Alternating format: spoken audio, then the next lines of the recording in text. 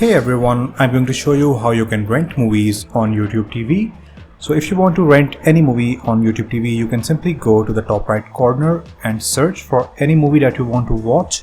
So for example, I'm going to type in Chinatown. So as you can see, Chinatown is available on YouTube TV to rent.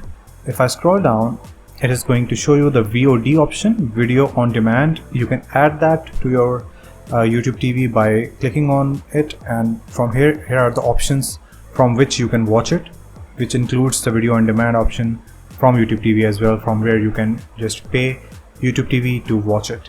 So these are the options which you can use to rent the movie on YouTube TV. So I hope it was helpful. Thank you so much for watching.